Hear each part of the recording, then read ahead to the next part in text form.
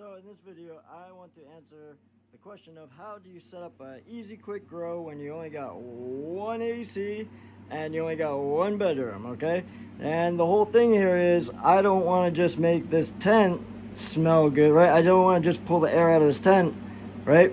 What I want to do is I want to make this whole room not smell like anything that I'm growing. So the way that I'm doing this is by having a separate air filter up here, which I would use inside a tent usually, right? But I've got it up here. Now the purpose is that I'm gonna have the door closed over there, and this whole room is going to be circulating the air, right, from the air conditioner. The air conditioner, remember, it doesn't grab air in from outside. It only is recirculating the air in here, taking the humidity out and cooling it down, mainly, right?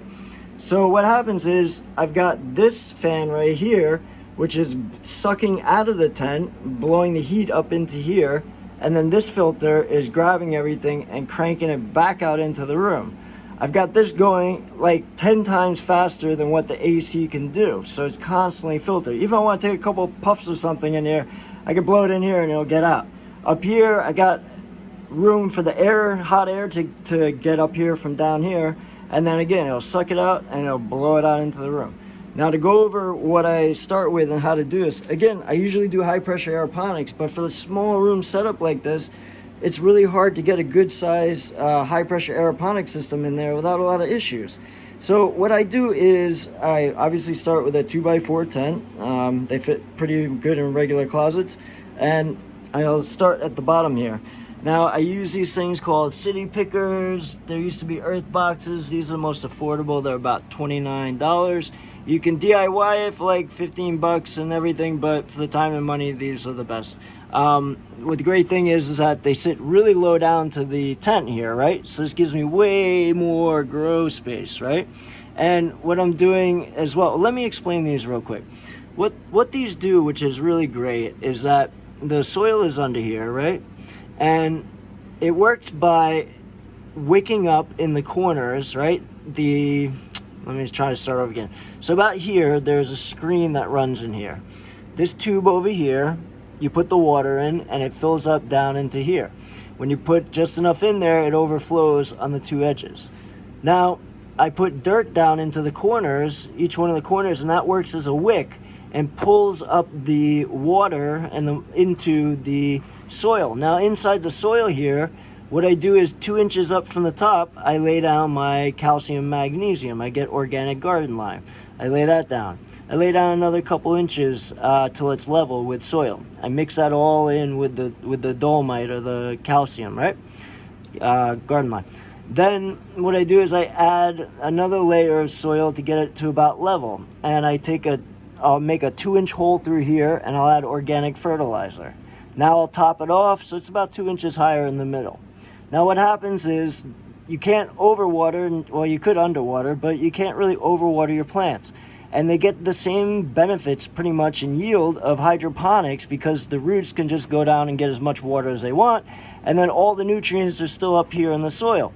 Another great thing about this setup is you can use these for about 4 to 6 seasons, right? So that's 6-month grows that they set them up for.